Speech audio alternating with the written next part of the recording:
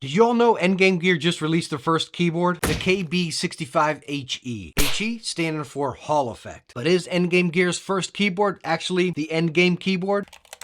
You get your keyboard, your braided USB A to C cable, 2 adjustable feet, an Endgame Gear escape key, and then the best quick start guide ever, as it tells you straight up, plug the keyboard into the PC. Duh.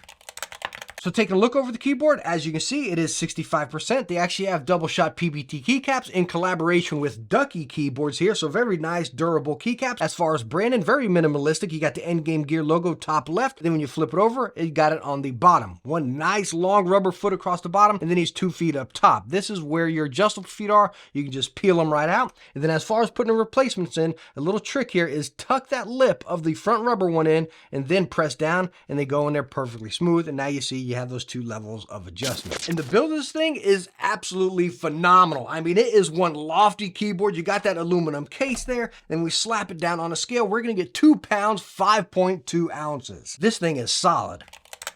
But now let's get into some more of the juicy stuff about this keyboard, being the switches. They are using the Gateron KS37B switches. Have keyboard switches really came up with such goofy names? But they are self-lubing switches with palm material, and the springs are pre-lubed. Now there is very minimal lube on these springs. You probably can't even see it in the camera. Right out of the gate, you don't really feel any lube. You kind of just got that really soft switch, but after time using, I'd say after using this for about a week or so, you definitely start feeling that self-lube, and it's not giving you any drag or anything, but again, you kind of feel that nice, natural, smooth feel. And I really like how Endgame Gear went that route there, because they didn't want to lube the switches or lube the stabilizers, because as even I stated in many of my previous videos, once you start slapping lube on it, whether it be a mild amount or a lot, you start feeling excessive drag on your switches. So you want these adjustable switches to be super fast, that's the point of them, but when you start slapping lube on it, there's no way to avoid it. They are going to slow down a little bit. So good call by Endgame Gear here. But the coolest thing I really like about these switches is how they're double rail, and that is on the side, as you can see here,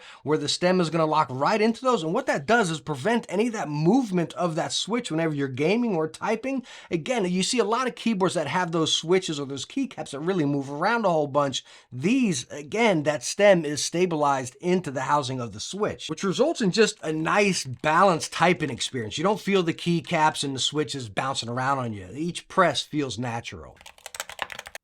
So now I want to give you a quick sound test of the keyboard, and what you were just looking at there in silence for a second was the sound of my ambient room. Now I want to give you again the sound test of the keyboard.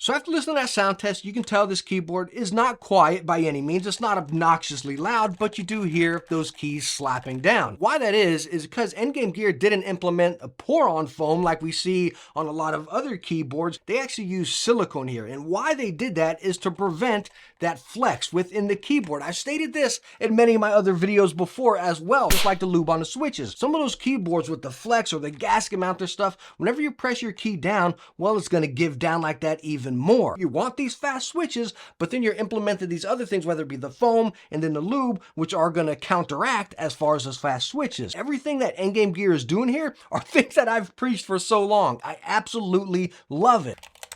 Every single thing I'm going to show you in the software can be controlled directly on the keyboard itself, so you never have to use the software besides a firmware update. But anyways, kicking off under the advanced tab, you see you got press threshold, which is your actuation, how quick you want it to be. Over here is your release threshold, where you want it to release, kind of like rapid trigger. Now, as you see me adjust these, it's only under numbers. By the way, 10 is a really comfortable spot. I really like it here. But anyways, I wish Endgame Gear showed this in millimeters. Now, the 440 is 4 millimeters, totally bottomed out.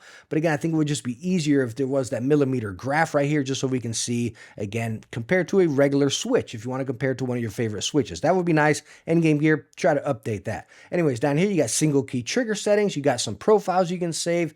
Then coming over to lighting effects, you got RGB effects you can choose from, or your color, and then your key settings. If you want to set like me, I got my shortcuts saved to my multimedia, my volume up, down, and mute. Now, you don't have to use the Endgame Gear software to control this board. Besides firmware updates, everything can be controlled right on it, as far as your Windows lock, your color switch, your mode switch, your light increase and decrease, and also the actuation of the switches. Now, this is another thing that I'm kind of iffy about because it's controlled by the lightness as far as low and then high. I wish it was adjusted right on the numbers up top. You're honestly guessing what actuation you're set to based on the brightness. And for some odd reason, Endgame Gear did not include that shortcut guide in the box, which I think they should have, but I'm sure you can go straight to the website and get it.